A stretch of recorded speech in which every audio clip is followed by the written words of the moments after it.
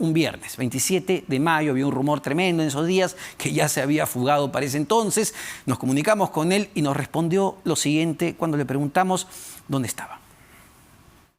Se está señalando que usted se habría fugado del país luego de que se ha solicitado 36 meses de impedimento de salida. Por favor, ¿esto es verdad? Para nada, más bien hoy día he salido a las 5:30 de la Fiscalía haciendo mi declaración y tratando de ejercer mi defensa.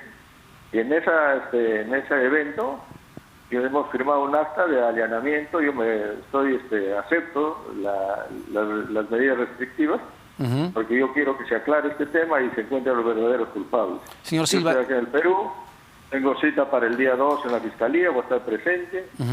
Y así todo este día voy a estar presente acá. Yo estoy aquí en Lima, estoy trabajando normal, no tengo por qué ir, yo no debo a nadie, no he cometido nada.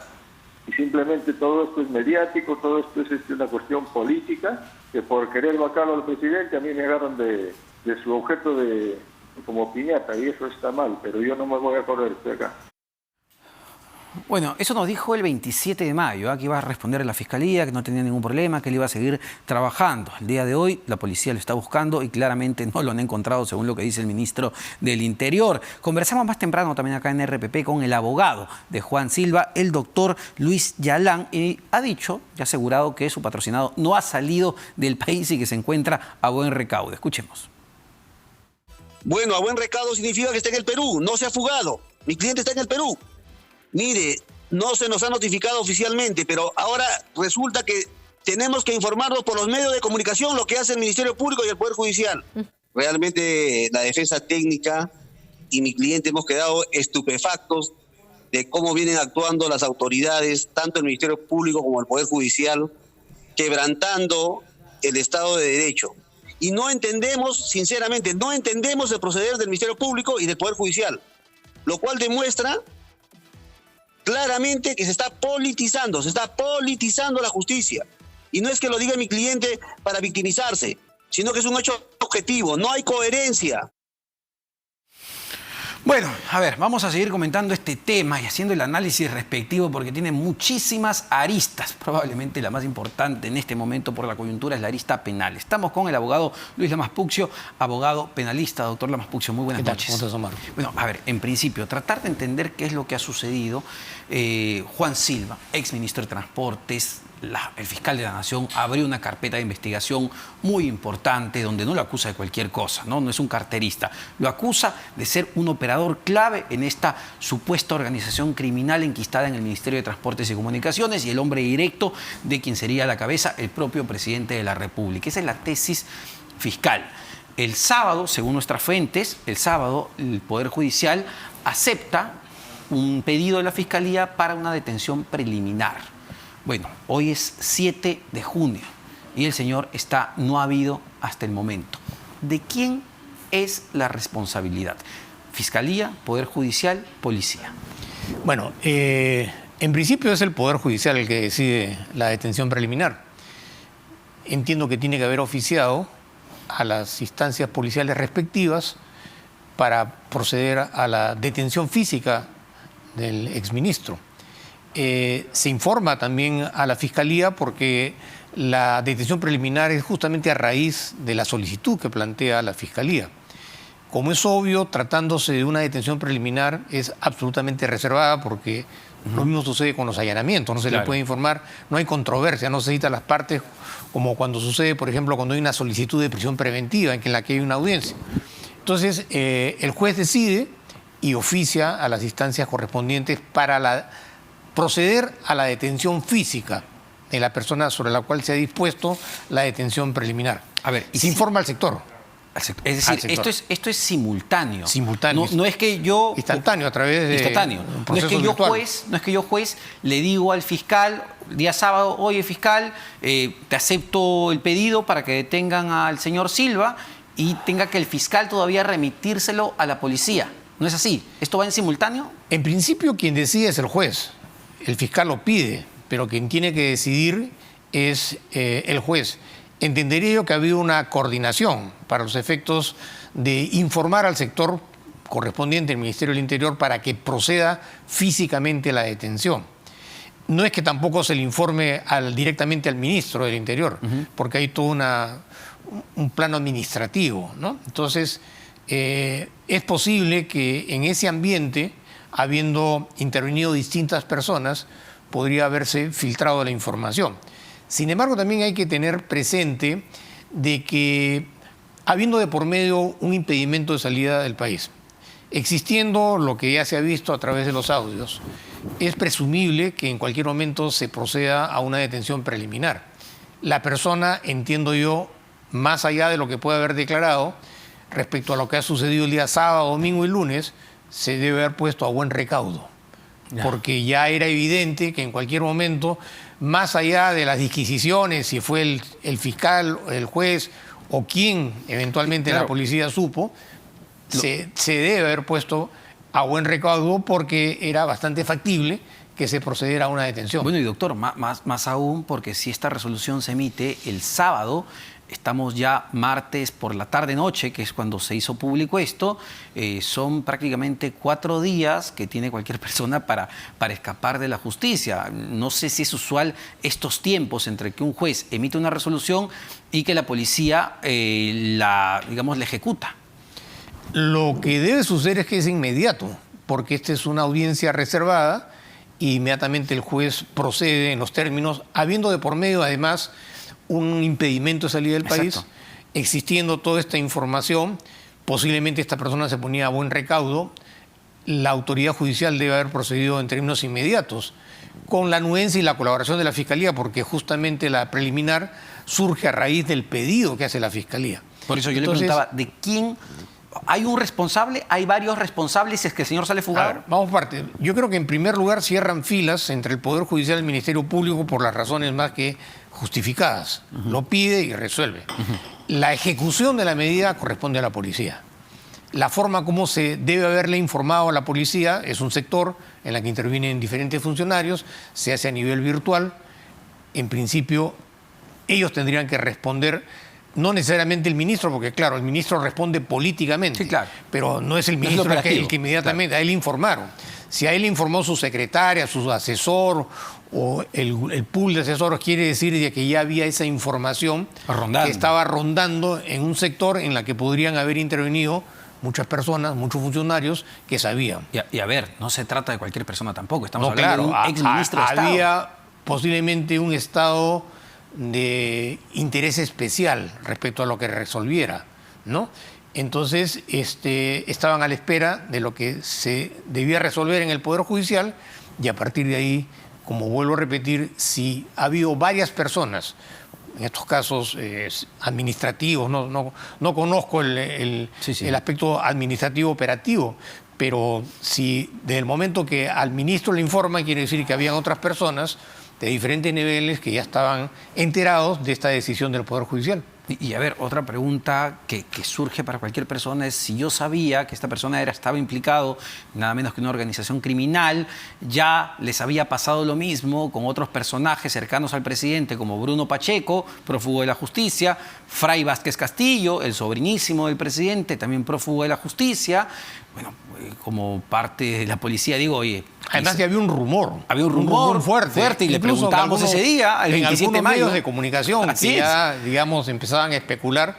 Entonces esta persona tiene que haberse puesto a buen recaudo. Entonces yo le pregunto, ¿no es raro que no haya tenido una vigilancia para saber los movimientos que iba a tener? Como dice el ministro del Interior, hay una labor de inteligencia y de contrainteligencia más allá de las formalidades, que están al tanto, que están pendientes de todas las llamadas, de las visitas, en fin, una serie de hechos que corresponde a una labor eminentemente de inteligencia policial, sobre todo ya viendo toda esta información que era un acervo que generaba varias señales de alertas importantes, ¿no? Ahora, huir de la justicia, como hizo Bruno Pacheco, como hizo el sobrino del presidente, ¿cómo pone su situación legal? ¿La complica más de la cuenta? Desde todo punto de vista se complica la situación por esa razón o por varias razones.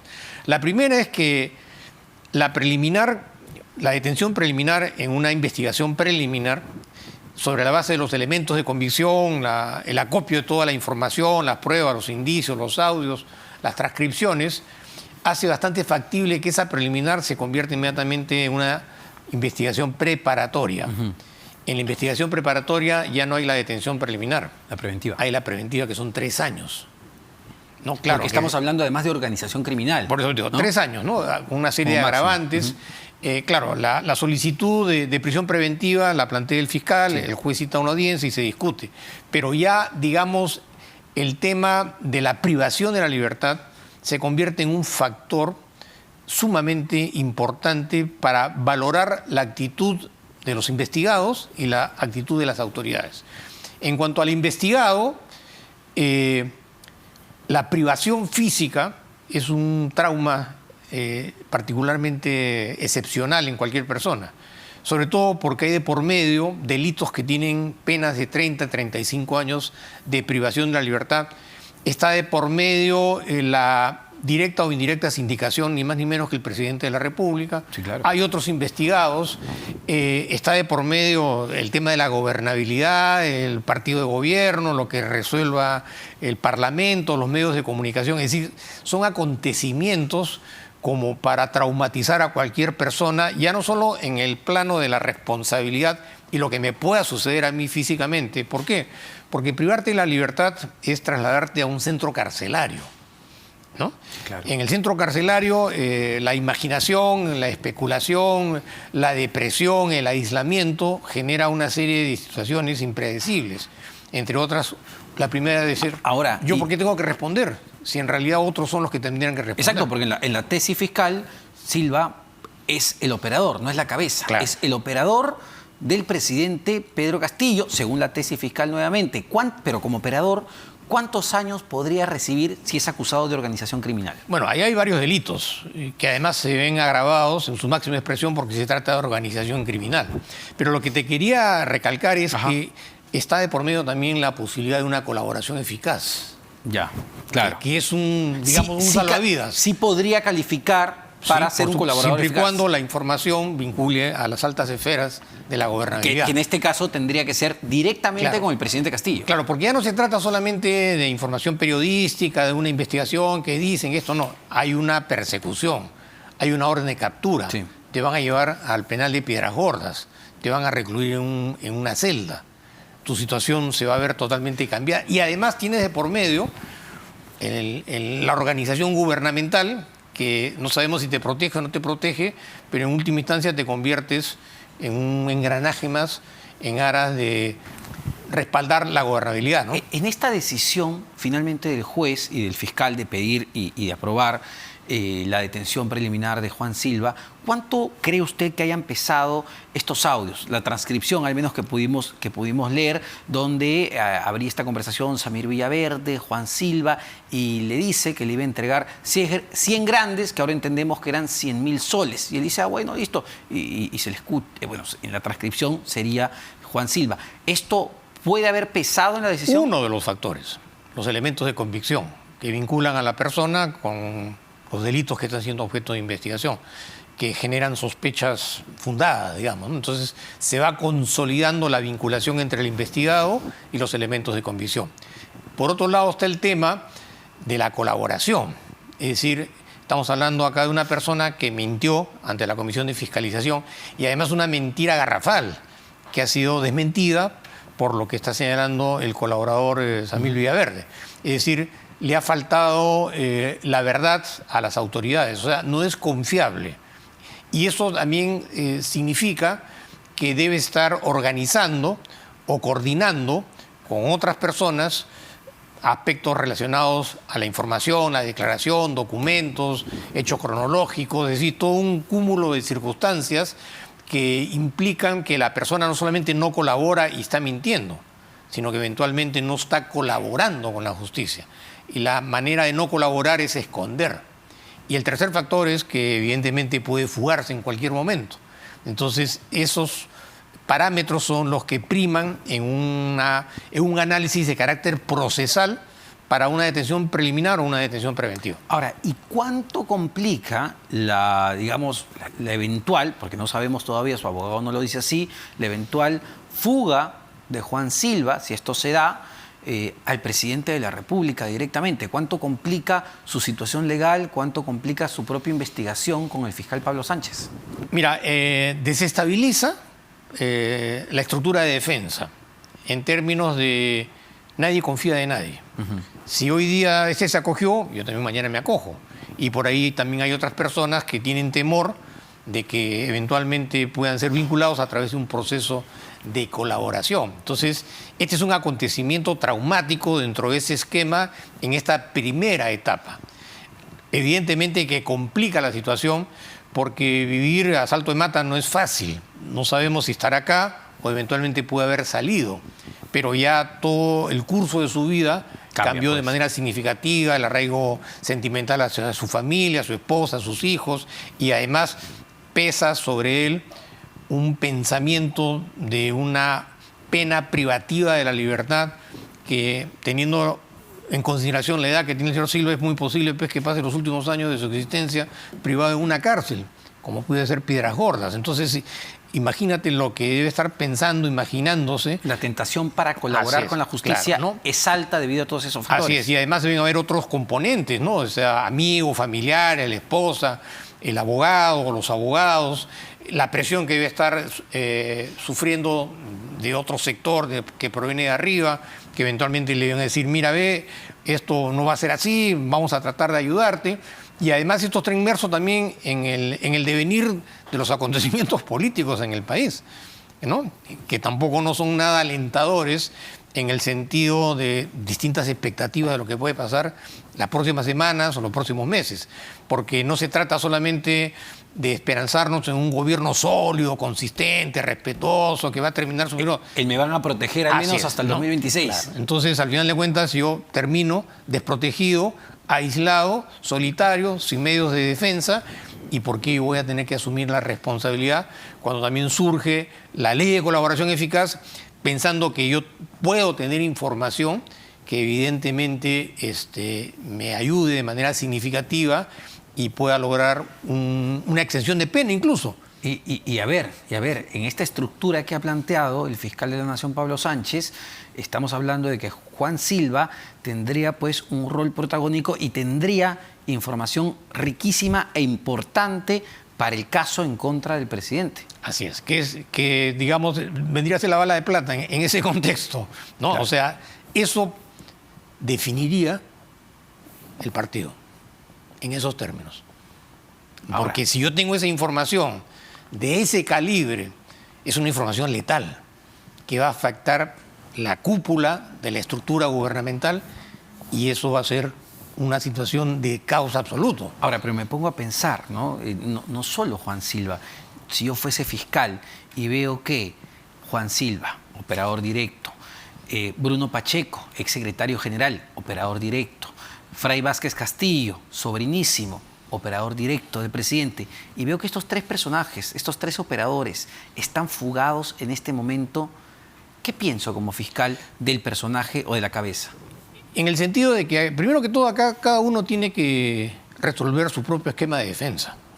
No puedes estar supeditado a lo que decían terceros, porque acá hay cuestiones pragmáticas, hay resultados objetivos que se pueden suscitar. Por otro lado, estoy viendo de que no todos están en la misma situación.